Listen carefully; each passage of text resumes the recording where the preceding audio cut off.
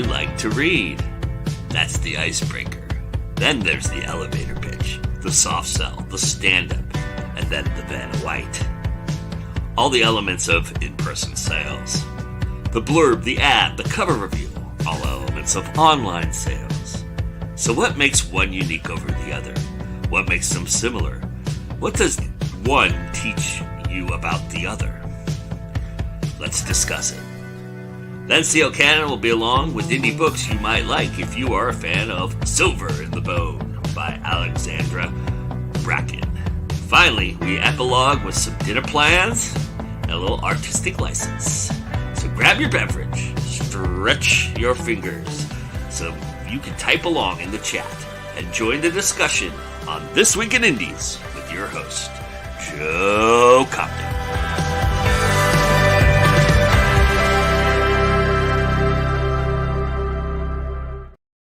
Good morning, good afternoon, good evening, wherever you are, however you're doing. Welcome to the show. Thank you so much for joining us. This is This Week in Indies, and yes, I am your host, Joe Compton. And before we get started with the awesome panel, that great discussion we're about to have, we're going to take a trip to Ashwood Manor real quick and a Kickstarter that you all need to be involved in. And then we'll be right back with the roundtable. Yeah, two kinds of people in this life. Those who are afraid of the dark, and those who will come alive in it.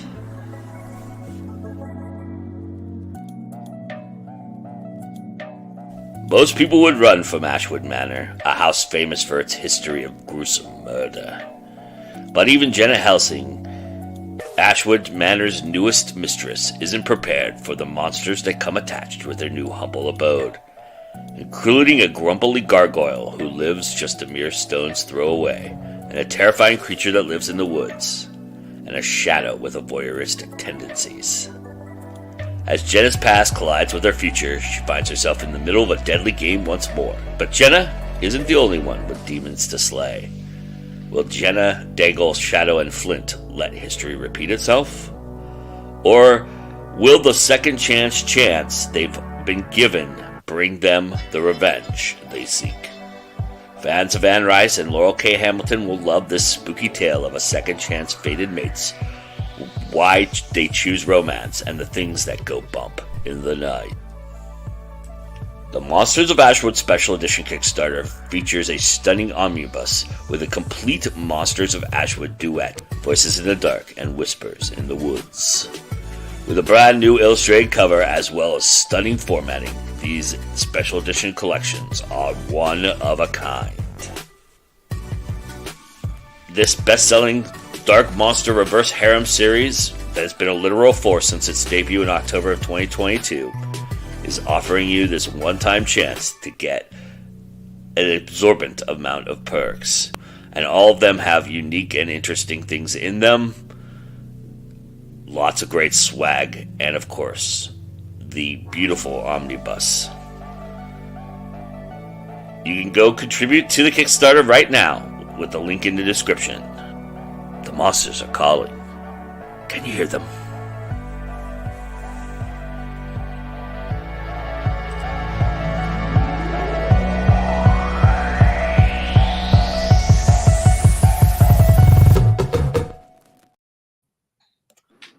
Go contribute right now. Go get it.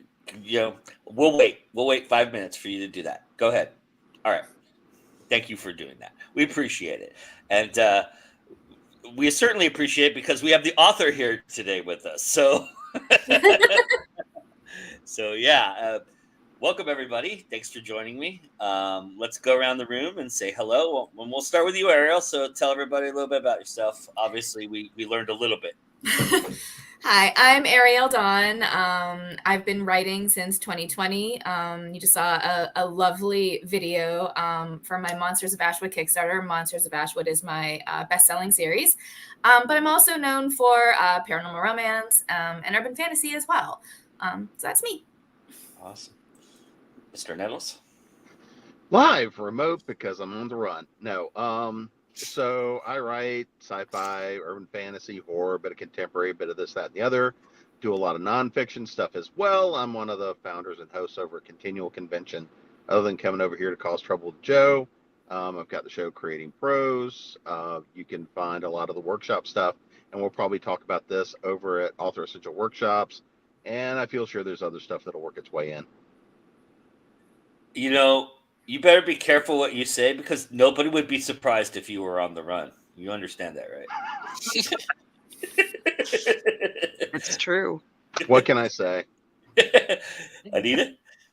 Okay, hi, I'm Anita Stewart. I write under AF Stewart. I'm a multi-genre author, mostly fantasy, horror, steampunk, and poetry. I also host the Crystal Lake Entertainment podcast, Shadows and Ink, and the Go Indie Now show, Words That Kill. In its final season, everybody, get your horror while you can. Can we? Do you mind if we announce what's going to happen in a couple weeks? Sure. Oh yeah, the Crystal Lake Entertainment. Yeah. Okay. Yeah. Okay. So I know things. We're doing a special This Week in Indies with all the folks from Crystal Lake. They're going to be here to talk horror and have a good conversation about what they do over there. So everybody, that's going to happen on June 23rd. Same time as always for This Week in Indie, so everybody come and check that out. Yeah, we're going to be talking small press publishing as well, and a few other things that we're doing, like the games and the comics. And it should be crazy because, as far as I know, Jasper Bark is on board. And yeah, he's an experience. Let's put it that way. Awesome. We have a lot of those here. And that was a terrible segue for one of my favorite people on this planet. But That's like so much fun, though. I hope I'm in town to watch that. All right. Hey, everybody. I am Vanessa Junta. I write the Urban Fantasy Soul Cavern series. That's the first book right back there. I'm also a freelance editor of all different fiction genres, and I host a show here on the Go Indie Now network called A Conversation and a Cocktail.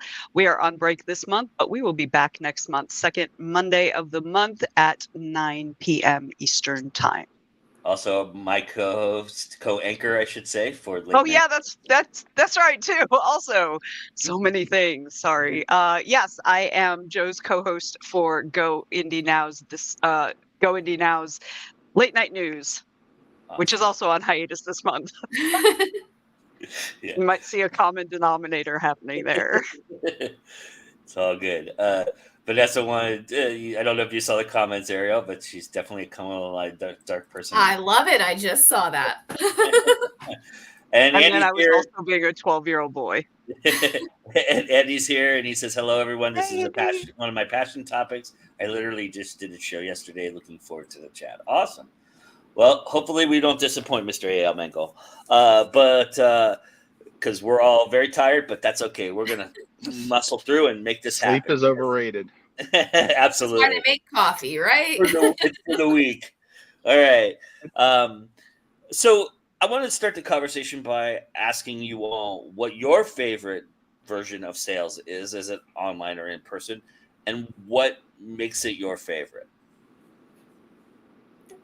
I think for me, I only really just started doing events last year. And I'm doing a bunch this year. I think so far for me, I love much more of the in-person, just because I just love people in general and I love to chat. And I'm a reader myself. So, I love to strike up those conversations. And to me, it's not necessarily just about the sale, but it's about the relationship too. And I just love to kind of connect with people. So I think I enjoy that a lot more, the social aspect of that, than just sitting in front of my computer and stressing over numbers and stressing over page rates and everything else. Well, the in-person is always more fun, right? Mm-hmm. Online sales realistically are what translate into your real numbers and your larger market, but in-person has a lot of value to it as well, and I feel sure we're going to dive into this even more today. But it's connections you make. I mean, it is really hard to really make a lot of money in-person sales. I know plenty of people that do it, but it's a lot of work and a lot of conventions. Yeah. But it's what are you really trying to do, and what are you really trying to accomplish with it? And it's more than just the sales side. It really is about getting to meet people and kind of building those relationships. I would just like to say it's really hard to get sales online too. Yeah. Anyway, but I'm more of an online salesperson because I live in Nova Scotia, Canada, and a lot of our events you really have to travel a lot and a long way to do it. So it's not economically feasible for me. I've done a few, but and I'm also like, in-person stuff always makes me more nervous than doing the online sales because you're behind the computer when you're doing it online and not face to face with human beings that you have to talk to.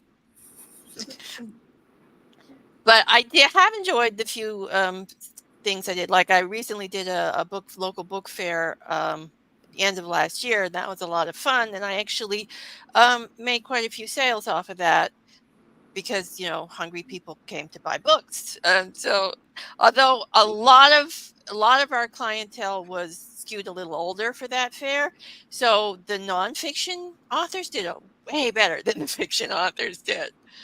So I guess it's just you basically have to judge your clientele in a lot of these online in-person stuff too, I would think. Mhm. So I love the concept of online sales because I like the idea of not having to do a whole lot, but that's not actually true because you have to do, I feel like you have to do more to get online sales than you have to do to get in-person sales. But I really enjoy in-person sales. I'm very heavily involved with the convention circuit here in the Southeast United States. And I do, as a matter of fact, I'm doing a one-off, pop-up craft maker fair on Saturday this weekend. And what I like is I like interacting, as Ariel was saying. I really enjoy talking to people and learning about what they read and talking about reading and books and genres and things like that. So I tend to like in-person sales more, but I'm also like a child of the con circuit at this point, and that also ties into it. Yeah. What Andy says, I'm an introvert extrovert. I'm the same. I'm an ambivert. That's the word I have found for it, in that I am very good. I'm very extroverted. I can absolutely extrovert with the best of them. But at some point I need to go away and be by myself for a little while, and then I can come back and extrovert some more. But So I'm curious how the prep works for both. Is there similarities in the prep, or do you prep differently to do either one, online or in person? I mean, other than what you're selling, obviously that's the common denominator, right? You're selling whatever it is that on both fronts. But is there a different way that you prepare for the sales launches online versus in person? Well, in person is, yeah, you either do or don't know the event you're going to. If it's the first time you're going or something like that, you're going just as much for the experience to figure out what's going to happen. The inventory you bring, the swag you bring, signs, banners, whatever sort of stuff you've got, you just sort of have that set up. Yeah, there's times you want to tune what inventory you carry depending on how much stuff you write, because certain cons, certain events are going to have certain kinds of readers, and this group will want this versus this group wants this. So that's really the big prep there. The biggest prep is figuring out, are you going to do it or not, budgeting for it, what's it going to cost, what's it going to take to be there, and then just going through the mechanics of making the trip. Because once you're signed up, once you're there, you're on the ground, your prep's done. Online is not you prep and you pull the trigger and you're done. Online is an iterative cycle, because, and it depends on what you're talking by iterative, because like Ariel and the Kickstarter, that's a fixed time cycle versus I'm setting up the business to try to run and go through and do online sales, and you're perpetually updating that, because you're always, that's where you're much more about selling who the author is than what the book is and what's going on. And that's where you use a lot of A/B testing and being able to go and figure out what's working, what's not, what's changing the algorithms. Are you pushing traffic to your website to do direct sales from there? Are you driving traffic to Amazon? There's a lot more dynamics there in the setup. I think I would say I agree with most of what Jim said, but I think that you sell the author more in person than you sell online. I may have misunderstood and you may have said it that way, but I think you said it the opposite way. And Well, I think I didn't mean to cut in. I mean, you're always selling the author no matter what. Mhm. But the convention, you're selling the author first. Online, it's here's the product, but it still Yeah. always needs to be you're selling the author. Sure, yeah, but I mean, people are more likely to buy online without knowing anything about the author than they are in person, I think, Yeah, in my agreed. experience. So, Yeah, it's actually more, I would say, a split online because, yeah, you're selling the product, especially if you're doing ads or paid stuff like mhm, that. And you have to have your graphics, you have to have your pitch and your whatever for the product. But you're also like when you're doing the social media stuff, you're Mhm. yeah, engaging that's true. as hmm yourself. You're engaging as an author because I mean, if you're just tossing by the book on the social media, it's not going to do much. You have to engage. You have to do the TikTok crap, and you have to Mhm. do the Mhm. and you have to do the polls and the whatnot, and do the newsletter, and you have to be nice and Oh, that's perky in your exhausting. newsletter, and you don't, yeah, Which that in itself, I feel like is kind of like it's like a weird middle ground of both yeah, Mm, online and in person because you're kind of having to engage both of those. So definitely, I feel like the online version, the prep is not necessarily just prep, but like Jim said, it's ongoing. ongoing, and then you have to pull a yeah. little bit of that personality or who the author is hmm to engage that too to keep that going. Yeah, So. and you also have to keep track of all the data. Like if you're doing like you're doing Mhm. ads, you have to keep track Yep. of is this ad profitable? Is this ad successful? Or do you want to just slow it down, retweak it, do whatever the hell you need to do to get it to being Mhm. profitable? And I then Well, feel, you've got to pay attention to the promos if you're doing promos like the quarterly email mail out stuff that Mhm. you do. So yeah. yeah. I feel and like online is much more complicated than in person. I think there are so many more moving I parts. agree. Yeah, there's so many more Yeah. moving parts, and it's not even just that there's so many more moving parts, but there's also so many more different options that Mhm. all have so many more moving parts. It's like It's I am yeah. not good at online sales because I am completely overwhelmed with the sheer number of things that need to be handled at any given time, and I have not yet gotten into that mode where it is Yeah. second nature or anything. And when you put your book on sale, you have to combine everything, all the promos, Right. all the ads, all the Yes. I think graphics. sometimes that's where Oof. ADHD can help because Oh you're my trying God. to juggle all the stuff. I've never wished I was ADHD more than right now. Yeah, well, and you, oh, oh, go ahead, Anita. I was gonna say the sales, like if you put your thing on sale, like I do Drafted Digital and I do Amazon, and they're two separate entities. I can promo the Drafted Digital stuff, schedule it, it's all automatic. Amazon, because I'm not in KDP, I have to do manually. So you have to remember to put it on sale, and you usually have to put it on sale a couple of days before the other sale starts because you never can tell whether Amazon will get it up right away or wait. Mhm. And then when you have to remember to take it off sale, which a couple of times I've forgotten. So few lucky people have gotten the sale extended on Amazon. So I mean, there's that too. So I mean, you have to make lists, lots and lots of lists. Mhm.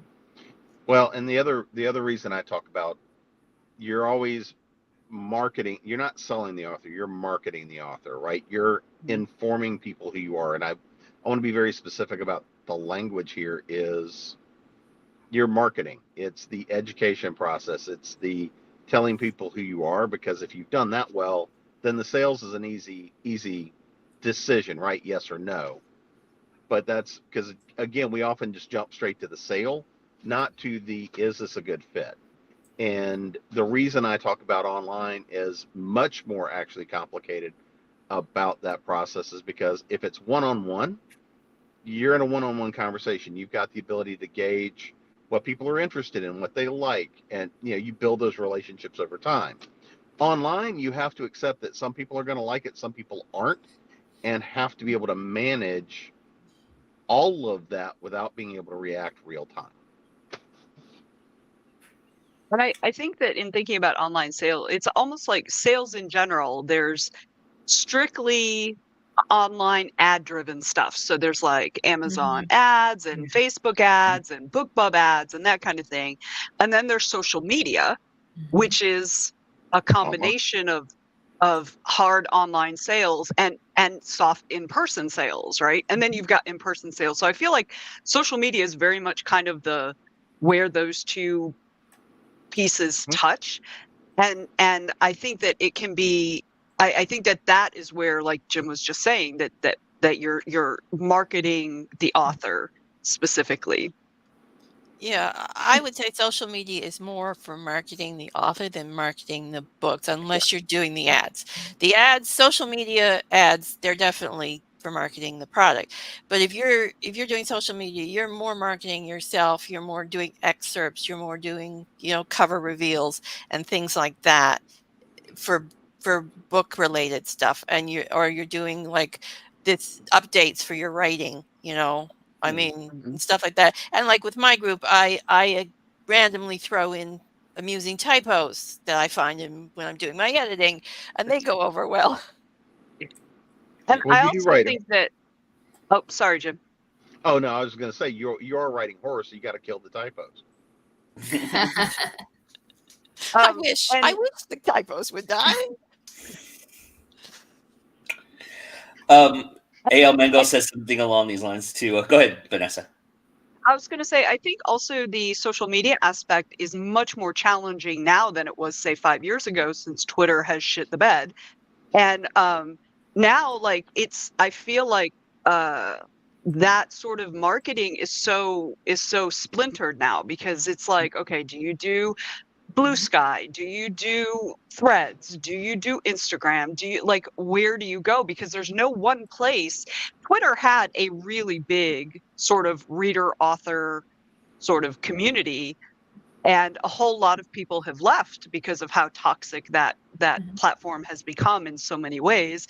And so now it feels very splintered. Like for me, I've got an account on a couple different places, but I'm not at all active on any of them, because it feels tiring, because okay, am I going to put all this work in and I'm only going to reach like this segment, and then like do I have to then do all these others also? And the general the general understanding has always been, pick one or two social media places that you enjoy doing, because otherwise you just won't follow up. And I found that I don't enjoy doing any of them anymore. Yeah, and what? You also have to, every social media these days too has its own reaction, because like I do the Crystal Lake videos and they're like the vertical videos for the shorts, and I do launch videos, and I do the little interview snippets from my longer interviews, and like the interview snippets do really well on TikTok. They don't do zip on YouTube.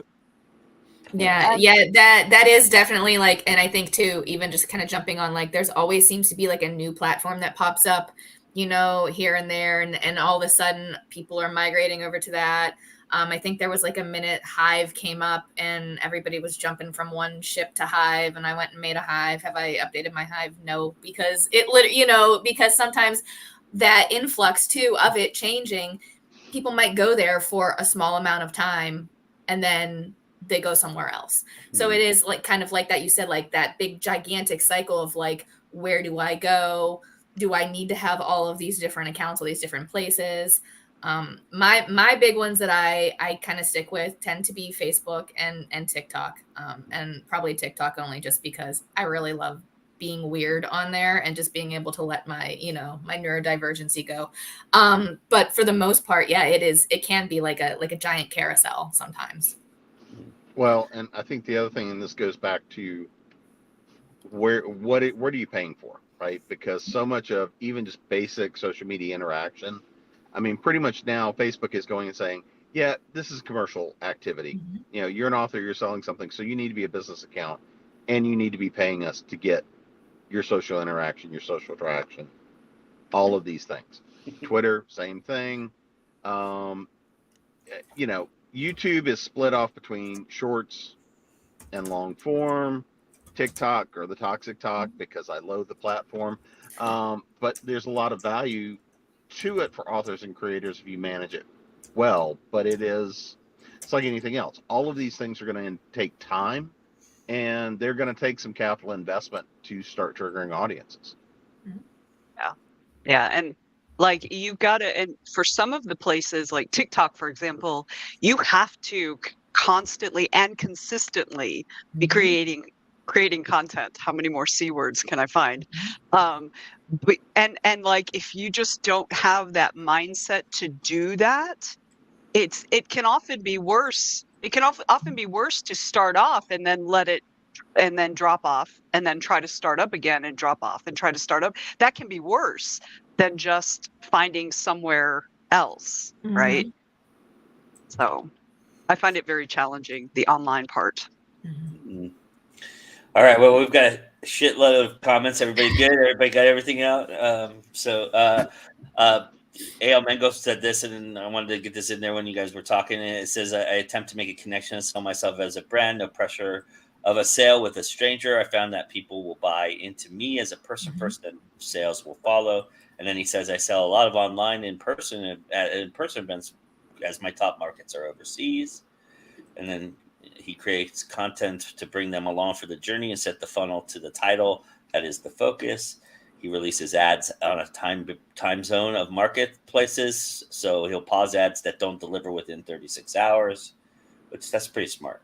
That's too quick, but okay. And then people are visual with short attention spans. The message needs to be complete within a few seconds. Yeah. It's sad that we're to that point in life. But Twitter stopped working for me a while ago, and Lordy to pay the play aspect is getting even crazier. Now Insta wants to charge an extra fee. Yeah, I saw that. That's pretty horrible. Not interested. JD said he has Blue Sky, but and this is a common thing too, right? I mean, we'll have some social medias like TikTok for me is my playground, even though now I'm using it a lot more for going now stuff. But I was before just messing around as me on it, and I was really enjoying that until I wasn't. And then some places we have to just play around with, and so that's a really crap. There's another C word. And then, and this, I so relate to this. I'm so driven by so aggravating. I mean, I can't even look at the direct messages in there anymore because the amount of crap I get is like, I just don't even bother to go in the inbox anymore. My inbox is like, they're like, you're almost full. I'm like, how is it almost full? This is Facebook. But, it's like, I'm not even paying for space. So, just put the bill, Facebook. Don't worry about it. Or how about you start venting some of these people so they don't email me all the time or fucking direct message me, And he says, my TikTok, sorry, I had to get on a soapbox for a second. My TikTok self-destructed. I created an account a few years ago and it evaporated, And then, Jace, I'm not hot enough to do thirst trap. That ain't true. That ain't true. I met you. I mean, really, all JD does is would have to use his voice. I mean, really. I was just gonna say, literally, just drop a voice expert and and you'll be good. Come on, now. A little sexy talk from JD would sell the books. I'm just saying. And with a little tinge of his Puerto Rican accent there, right? Yes, throw in a couple Spanish words. Yeah, definitely. Okay. Sorry, I've seen JD, so many people do that too, where they just read the excerpts, like not necessarily even like people who are uncomfortable being on camera or don't want to be on camera. Like I've seen just images and just people just reading the excerpts, and those are amazing too. So, hey, puppy. Okay, so I wanted to steer the conversation because you guys mentioned something very interesting. Good luck. Yeah. Jim mentioned this in a little bit of passing in what he was saying, and I'm kind of curious about this because you mentioned, Jim, that you have a budget for what you're trying to put out, to bring with you and how much books you bring with you. So there is a definitive sales goal for in person, right? Do you all have that as well for online? Do you have a sales goal in mind when you go into these things? Is there a number in your head that you feel like you need to reach to get to feel validated or get to a point where makes it worth it? Obviously, with in-person sales, the less books you take home, the better, obviously. But, is there always a number? Is it about breaking even, or is there a connection thing that matters more for you in those aspects? For me in person, if I can cover my expenses, that is my minimum. Like, I need to cover my expenses. And so that means it's not always a number, though. Like, if I can't cover my expenses, there should be some additional benefit I'm getting out of it that I wouldn't necessarily get out of just sitting at home, in my pajamas in my office. So like, if I'm able to network with particular people, like, for example, when I go to the 20 books to 50K event, sometimes I will vend and sometimes I won't, because I don't, like, it's in Vegas. I live in Atlanta, so I have to pay money or figure out a way to get my books there and get my books home. And then, there's a lot of cost involved with the hotel and all that kind of stuff. So anytime I'm traveling to a place that requires more than my car, there's always or it requires an overnight stay, there's always like a higher dollar amount. But if I'm getting a lot of really good soft, not non-financial benefit, then that also kind of levels it out. But usually, at the very least, I need to make my costs back, because ideally you've now with whatever you've sold that made your costs back, ideally then that is now a reader and they will go on to read later books, right? So it's an investment more. That's how I look at it. Even if I don't actually make money at the event, I look at it as an investment in future sales. I just want to say I agree like 100% with all of that. Everything you just said. Yeah, and I mean, because again, with the number of events that I do, it kind of depends on event by event why I'm going. Because there's some of them I do expressly because there's certain people I want to see, and whether and I don't always, I frequently don't have a booth anymore, or I'm splitting a booth with kind of our crowd of people, and I'll split a booth, take some space. But I mean, I'll sell just as many books without being in a booth and doing stuff in BarCon and with some of the stuff with workshops and other things we do like that. I will sell as many or more without even having a table where I'm behind the table, by being able to be out and doing what I do. But again, that's a difference in objective. But I mean, if it's a GalaxyCon or a SellerCon, sure, I've got to be going in, because that is all about going in and what the numbers are and reaching readers and creating that new feedback. Because there's nothing more fun than somebody comes and says, I got book one, where's the rest? Right? And the fact that they wait to come see you at a particular event, and they're like, okay, I need everything else.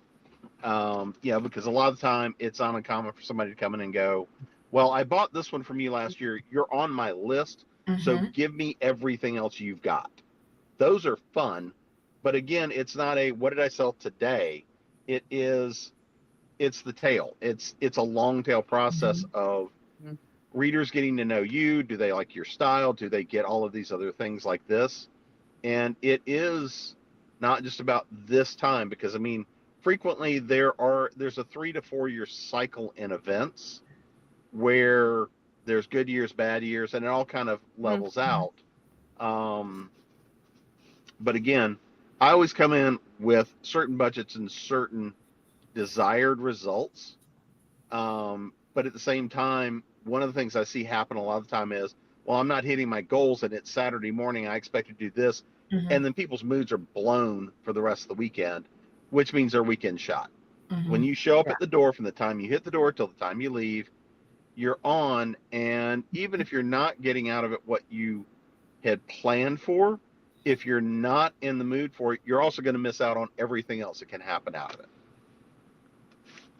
Yeah, and like for me, when I did the local book fair, it was more about the experience, getting experience, and kind of honing the technique of selling the books in person, because we were testing the viability of doing a local book fair, our local author group. was doing that. And so there was more like a test run of whether or not these events would work as a regular ongoing thing. So that was basically what I was doing, was getting the experience and seeing how I actually did quite well for what I expected. Because I mean, I went in with no expectations and think, well, I'll be happy if I sell like a couple. And I mean, I sold out half the inventory I ordered, and I overstocked deliberately because like I said, I don't have much experience, so I didn't know what to expect. So I thought better have overstocked than understocked. So, and if we're going to do more events, I still have stock. So I was willing to make that investment, as Vanessa said. So I actually did pretty well from the book fair. I'm kind of in that middle ground right now, since I just started doing the events last year, and I have a whole bunch planned this year, a whole bunch next year, and a 2026. So I'm just now starting to see that those events that I went to last year, you know, people coming back this year specifically to want to see me or to grab some more books or whatever. So for me, I feel like my goal in a sense is more or less kind of split, where I'm happy if I make my table back. But at the same time, like some others have said, it's a little bit more of that soft goal of that connection to the readers, to bring that, you know, that tale or that that connection that they will keep coming back, or that they will keep wanting to buy my books even beyond an event. So I'm kind of in the middle there. Yeah. And also events, you can, other benefits of events are connecting with other authors and other industry professionals. And networking. So like, don't ever discount that, because you know, if you're going to a place that has a lot of authors, especially a lot you don't know yet, that can be a really, really good place to network, because, you know, that's how you get into anthologies. That's how you know, do group things. Like I was just mentioning in the chat to JD that the writers group that I run, the Writers Troupe, we do a table at Atlanta Comic-Con. Now, Atlanta Comic-Con is a huge event. It's like this gigantic vendor room. And so sometimes if you're in Artist Alley, which are the cheapest tables that are also still incredibly expensive, you know, you can get lost in the shuffle. So what we've done the last few years is we have a group of us, when you know, the tables go up for sale, I put a post in the group and say, hey, who wants to do this?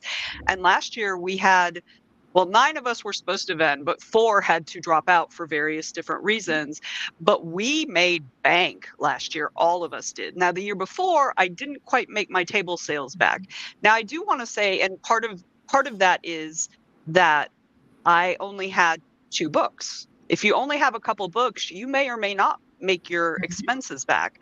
But what I did after that show is I decided I was going to have additional small book related things. So I started selling bookmarks and stickers and pins.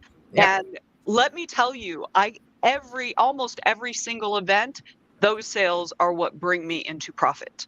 You know, they kick me over. So if you're also an artist, if you do crafts, if you make things, you know, you don't just have to sell your books. So if you're, you know, looking to get into in-person sales and you feel like you don't have enough, and if you only have 1 or 2 books, you probably don't have enough to make your money back. But if you have other things that you can sell, absolutely put those on your table. I just got into that. I have, I don't know if you can see it, my little bookmark, my Ariel Dawn paddle bookmarks for my table this year. So I'm starting to do some of that stuff too, where I have like the magnets and the bookmarks and all the fun stuff. So yeah, like, I mean, and it's been a while since I've had torch time because we got a kiln problem, but you know, I do glass work, right? I've brought in a lot of small glass work, stuff like that. Oh, you can't see it. I have your thing up on the shelf, but you can't see it because it's like way over here out of the camera. Sorry, I'm sorry. I'll shut up. But, and all of those things also, when you've got other stuff, you're like, yes, I'm the writer and I'm the artist. I'm this and this. It brings more people to the table because it creates more interest. But the other thing is about the in-person events is this gives you that opportunity to cultivate people, to get them to your real estate, right? Your newsletters, mailing lists, other stuff like that.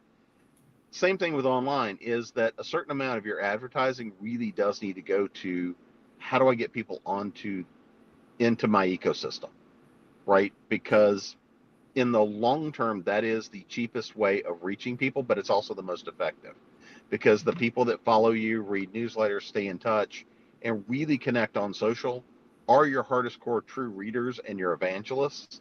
And that's the people you want to build a relationship, because they're going to be the ones that go out and tell everybody and spread the word about your stuff, right? That's your true hardcore fans that love you, love your stuff. And that's really what you want to get down to, is that opportunity to say, yeah, I met this person, you're going to love them, see their stuff, is a big part of it too. I will also say that if you like, I can't emphasize enough how good it is to vend with other authors, especially authors that they maybe write in a similar genre, but maybe not the same. And one of the things we did that was really effective for us at Atlanta Comic Con is we had people who wrote urban fantasy, romance, epic fantasy, bizarro westerns, rural fantasy, all different things along those lines. And so if I was talking to someone and I said, hey, what do you like to read? And they're like, I like to read science fiction. I can say, oh, I'm not your girl. Go down over there and talk to so-and-so.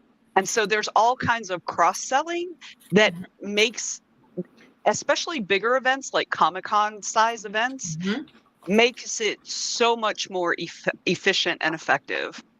Well, and the fact that, I mean, of course, John, Gail, Darren, Stuart, all of us that travel in a pack, we start splitting hotel rooms, we split tables. And if somebody says, I read this, we're like, okay, great. This is who you need to go see. And that fact of, oh, I'm not going to do the hard pitch and the hard sell. Let me send you to who you want to go see. But often those people come back and they're like, I appreciated that. Tell me about your stuff. Or that while they're there, like, cool, you're sending me where I want to go, but tell me what you've got too. Yes. Builds a lot of trust with a reader. Yes. Oh yeah, I love that, Cherry.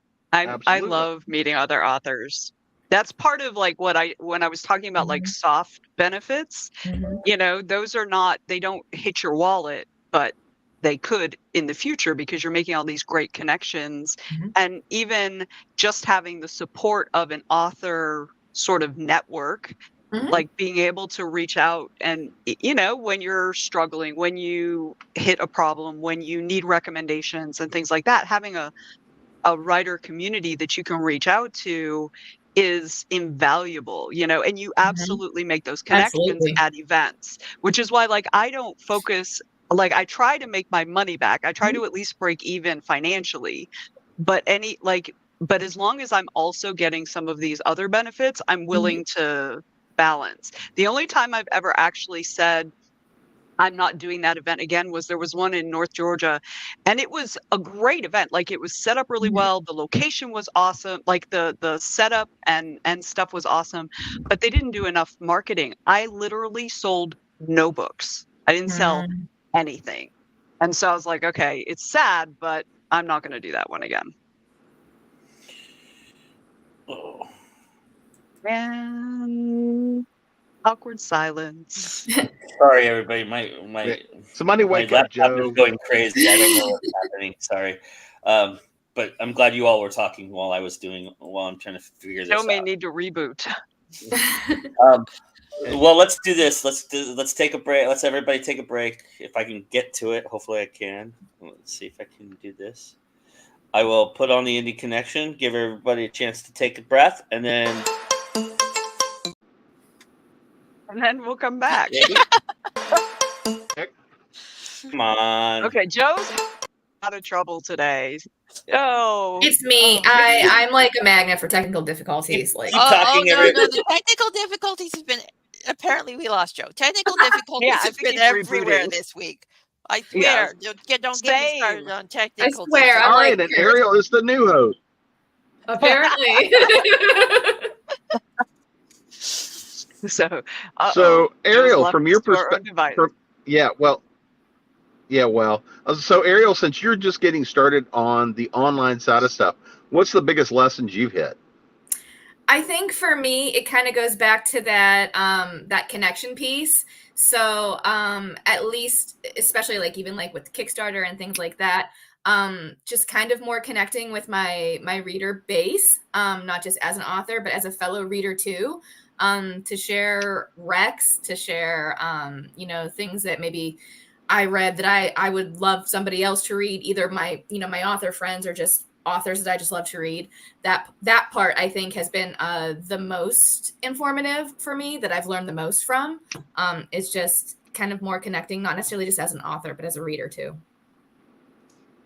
Yeah, actually connecting as a reader can be very helpful as an author too.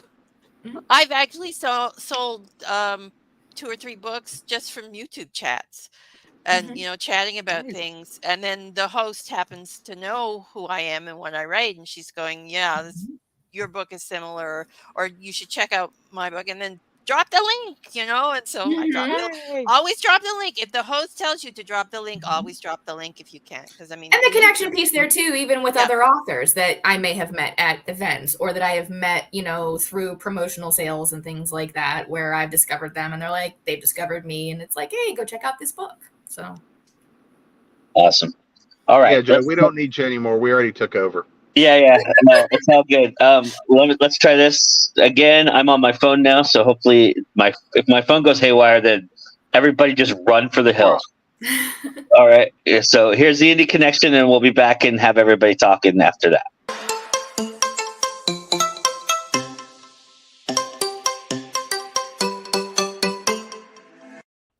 Hey guys, C.O. Cannon here from Fiction Atlas Press, bringing you another Indie Connection. Today I'd like to tell you about some indie books that you might enjoy if you're a fan of Silver in the Bone by Alexandra Bracken. The first book I have for you is called The Labyrinth Tower by Kate Jones. A cursed queen betrayed by her brother, the darkest of evils, and a heartbreaking tragedy.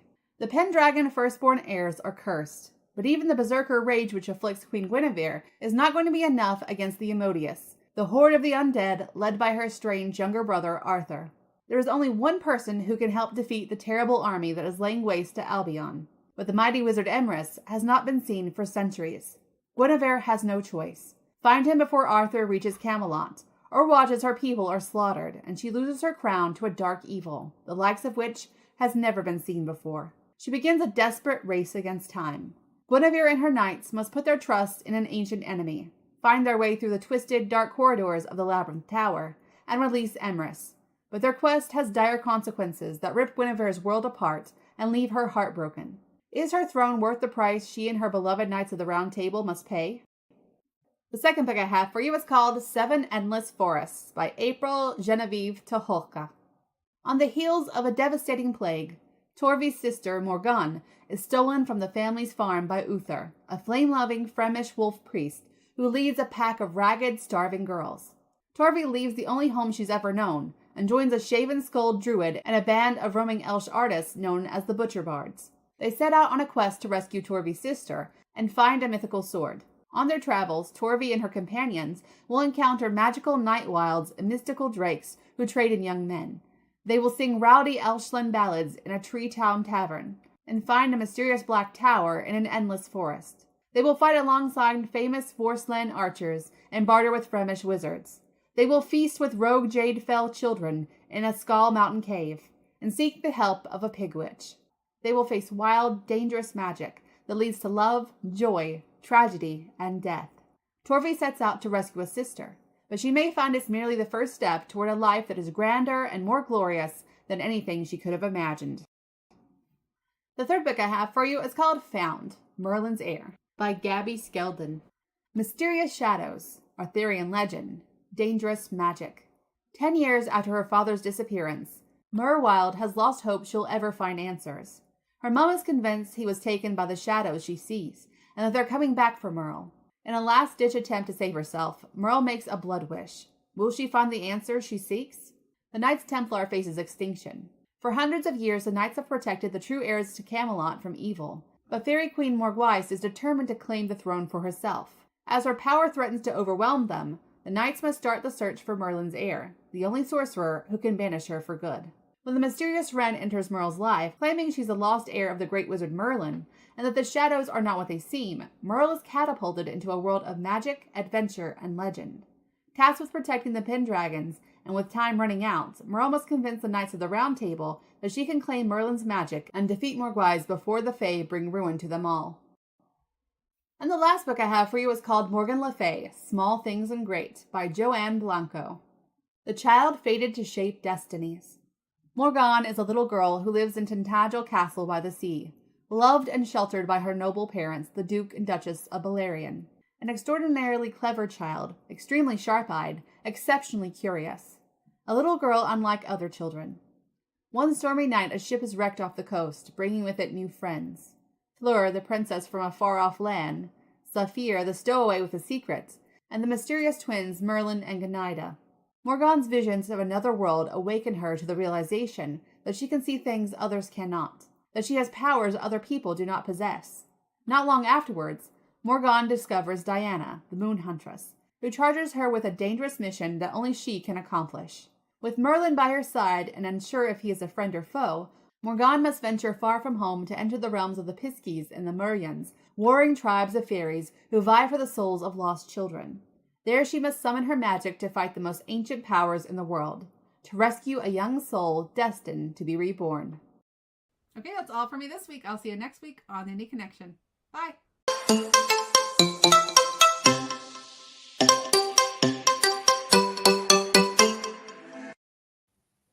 As always, we're very grateful to CL Cannon for doing that wonderful Indie Connection. And some great books there, everybody. Some really good covers, as always, and some really great blurbs. So everybody go check those out. The links are in the description already for those books. And bringing back the panel here as I navigate my phone through this mess that I've created for myself today. Sorry about that, everybody. Thank you for y'all carrying on. It was an interesting conversation going on here with the note aspect of the, have a note on your phone, Word doc with your clean links. And then Vanessa mentions that she uses Text Expander so that she can type a pre-designed work code and it puts the link in whatever she's assigned to the word code. It's in its place. JD says that's interesting. And then Vanessa says it's handy. So, yeah. I have one set up for the Go Indie Now channel. Oh, so, no. Yeah. Awesome. So ultimately, sales are sales, right? No, we love them no matter where we get them from. Is there a more satisfying element to either or, online or in person, or do you feel like they're the same satisfaction level? I think for me, there's a different sort of satisfaction that I get making the sale person to person than I do just online. Online, because I think we kind of touched that sometimes in some aspects it is a little bit harder. So I feel like there's a little bit of an extra oomph to it where it's like, all right, I hit this many page reads, or all right, I hit this, number of sales, especially with all those moving parts. So I definitely think it's not necessarily that one is more than the other. They're both very different. But I think just essentially with online being so complex, for me anyway, it's a little bit more of a like, yes. Yeah. And for me, I think that I agree that they're totally different because like online, it's very sort of abstract in terms of the customer, like, because you don't know who is reading, you don't know anything about them, you don't know if they'll read the next one, you don't know if they like you, if they don't like you, you don't know anything about them. It's really strictly being excited about the data, being excited about the numbers. Whereas in person, you get to connect with people. And especially if they're, like Jim was mentioning earlier, they're returning, or maybe they bought your book online at some point and then saw you were going to be at this event. And then they're like, hey, I'm going to that event too. That's going to be awesome. And they come up and talk to you. Like, for example, Darren Kennedy, I think it was last year at Con Carolinas, somebody cosplayed one of his characters. So like, I can't even imagine how awesome that would be, right? I would aspire. Exactly. It's like, oh, I want to be Darren when I grow up.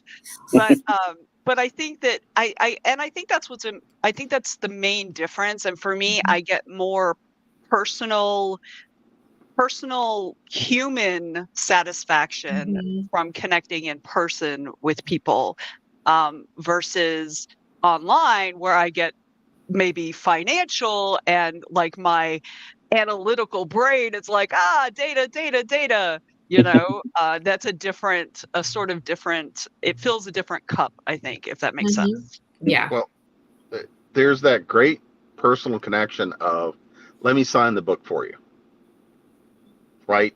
There's, because that's something that will create that connection between you and the reader. I mean, I've got shelves and shelves of stuff that's all signed just by friends, much less and other people I've gotten to know. But there's that tangible connection of, oh, I did this, I signed this, and I mean that creates something more meaningful, I think, in a lot of ways. But who doesn't like the numbers? I'm an ecom guy, right? But yeah, that's always fun, is when people show up. I bought the book, but can you sign it? Absolutely. Mhm. And it's funny because there's been a couple of times where I was at stuff. It was like, can you get something else signed for me? Can you sign a bookmark? Can you, Mhm. I can't, I've got the digital books, but I can't afford it. Great, I'll sign you a bookmark. I'll, Yeah. take a picture. I'll sign anything. Mhm. Yes, we know. Do you have thoughts on this? Well, yeah, like Vanessa said, it's definitely more personal at events. But I like, in a way, I kind of like the online sales too, because you get to see different countries buying your Mhm. books, and that's interesting. Like I've made a couple of sales in India, and I'm going, who the freaking India is buying my stuff? It's like I'm I've got a bunch glad. of Australian readers. Oh, I've got Mhm. I've got a big Same. Australian following and a few in the UK too. My main countries are UK, Canada, US, and Australia. But I mean, I get odd little outliers every so often. Like Mhm. recently, I got someone buying a book in Germany. And like I said, the India ones, I'm still trying to wrap my head around that one. But it's like I am glad someone in India bought my book, but it's like, Mhm. okay. It's like, yeah, it's not something I would think about, like that they would appeal there, and stuff like that. So that there's kind of interesting aspects to online sales as well. And it's always nice to hear the little cha-ching of book report. I'm just saying.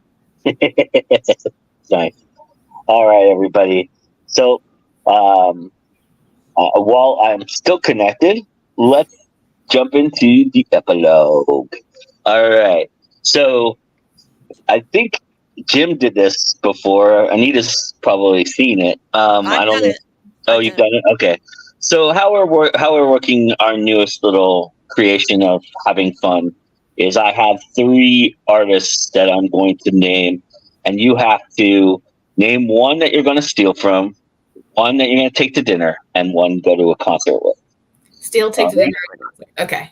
You know, I have to write this down. Steal, Same. dinner, concert. Okay. Your I'm first set of 3 are Anne Rice, Mary Shelley, and Shirley Jackson.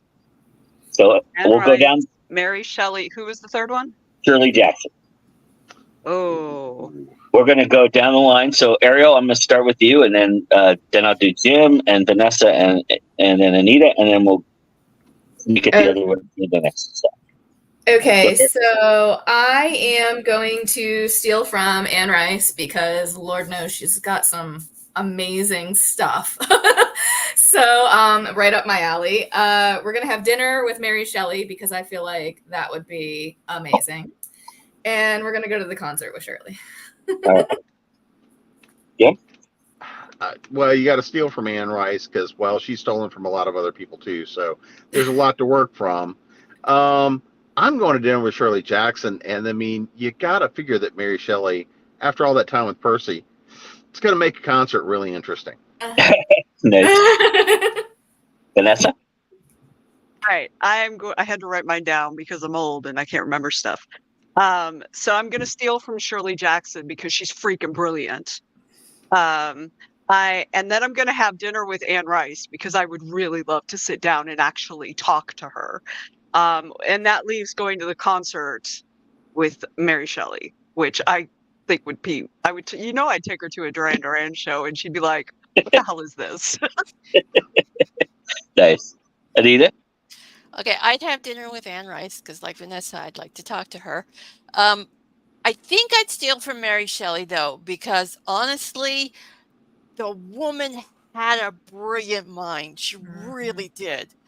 And as much as I'd love to steal from Shirley Jackson, I'd have to take her to the concert on this one. All right. So your next set of 3 are Margaret Atwood, Agatha Christie, and Jane Austen. Okay, hold on. I got Whenever you're ready, Anita. Anita, you're going first. And then who was Yeah, the last 3 of one? my favorite authors. Okay, it was Agatha Christie, Jane Austen. Who was the other one? I've forgotten already. Margaret Margaret Atwood. Atwood. Margaret Atwood. Okay, so Margaret Atwood, I'd take to a concert just to see Margaret Atwood at a concert. I'd probably have a dinner with Jane Austen because I could do a Regency tea with her. And Agatha Christie, I'd definitely steal from her because, yeah, she's brilliant. Vanessa? Your turn for this. My next? Yep. Okay.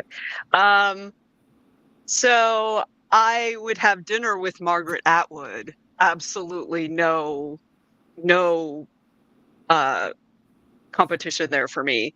I would steal from Agatha Christie because, yes, she was brilliant creating mysteries, like just, oof, yes, that is a skill I do not as yet have. And I would take Jane Austen to a concert because wouldn't that be cool? Nice. Yep. Can I just do all 3 with Agatha Christie? So I probably would want to do dinner with Agatha Christie because then I can still steal from the conversation. I guess steal from Margaret Atwood and take Jane Austen to a concert just so I didn't have to listen to the droning on. I've read enough of other stuff. Fair enough. All right. Ariel? All right, so I'm gonna definitely have to steal from Agatha Christie because just the level of amazingness there. I'd have to. I definitely am going to the concert with Margaret Atwood because I feel like that would be a blast, and maybe a little bit of trouble, and that would be so much fun. And then I'm definitely having dinner with Jane Austen. Again, I need some Regency tea, and I need all the swoony things that I could probably even steal a little bit from there too. All right. Last one, y'all. Essie Hinton, Okay. E.L. James, and Beverly Cleary. Ooh. Mm-hmm. Okay. So you had Ariel, Essie. you'll start us. We had Beverly Cleary and E.L. James, right? And Essie Hinton. Okay, Yep. E.L. James. Okay, so I'm definitely doing dinner with E.L. James. Definitely would have a fun conversation there.